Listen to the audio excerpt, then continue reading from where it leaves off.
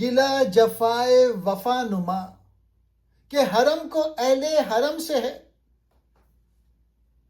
کسی بت کدے میں بیاں کروں تو کہے صنم بھی ہری ہری۔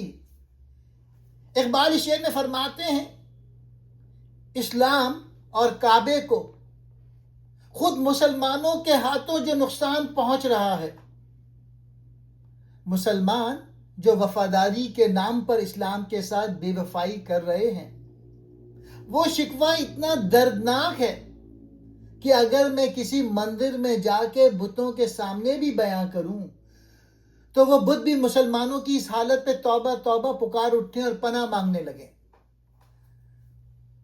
اپنوں کی بے وفائی جفائے وفا نما۔ اقبال کہتے ہیں کہ اسلام کو غیروں نے اتنا نقصان نہیں پہنچایا جتنا خود مسلمانوں نے پہنچایا ہے۔ مسلمان بظاہر تو اسلام کا نام لیتے ہیں، نمازیں پڑھتے ہیں اور خود کو اہل حرم کہتے ہیں، یعنی وفا نما، لیکن ان کے اعمال، ان کا کردار اور ان کی آپس کی نا اتفاقی اسلام کی روح کو مٹا رہی ہے۔ یہ منافقت سب سے بڑا ظلم ہے۔ طنز کی انتہا، بتوں کا ہری ہری کہنا۔ یہاں اقبال نے مبالغے اور طنز کا بہت خوبصورت استعمال کیا ہے۔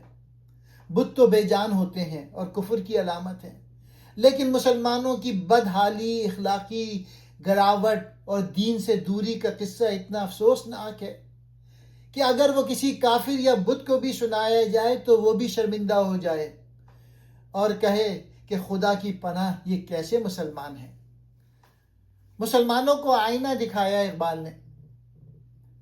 وہ کہتے ہیں کہ تمہارا کردار ایسا ہونا چاہیے تھا کہ غیر مسلم تمہیں دیکھ کر اسلام کی طرف راغب ہو، لیکن افسوس کہ تمہاری حالت دیکھ کر کفر بھی حیران اور پریشان ہے۔ اقبال کہتے ہیں مسجد کو شکایت اپنے ہی لوگوں سے ہے، یعنی جو لوگ دین کے محافظ بنے ہوئے ہیں وہی دین کو نقصان پہنچا رہے ہیں۔ اور اگر میں یہ بات کسی مندر یا بت خانے میں جا کے بیان کروں تو وہاں کے بت بھی حیران ہو کر ہری ہری پکار اٹھیں۔ گلا کہتے ہیں شکایت کو۔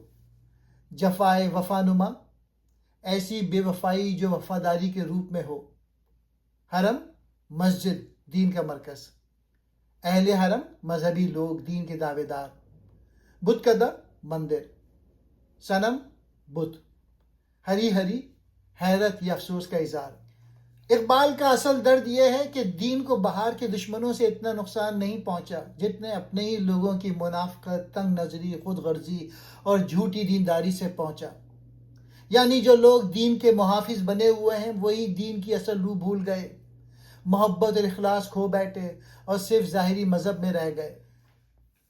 جفائے وفا نما کا خوبصورت مفہوم، اس کا مطلب ہے ایسی بے وفائی جو بظاہر وفاداری لگتی ہو، یعنی زبان پر دین، لباس میں دینداری، مگر عمل میں ظلم، نفرت یا خود غرضی۔ اقبال کے نزدیک یہ سب سے خطرناک چیز ہے۔ بت بھی ہری ہری کہیں۔ اگر میں مذہبی لوگوں کی حالت بیان کروں تو غیر مسلم بھی حیران رہ جائیں کہ یہ کیسی دینداری ہے، یہ کیسا مذہب ہے جس میں روح باقی نہیں رہی۔ یہ شعر آج بھی بہت معنی رکھتا ہے۔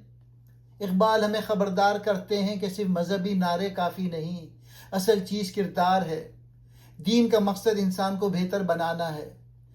اگر عبادت ہو مگر انصاف نہ ہو، مذہب ہو مگر محبت نہ ہو، علم ہو مگر اخلاق نہ ہو، تو یہ وفا نما جفا بن جاتی ہے۔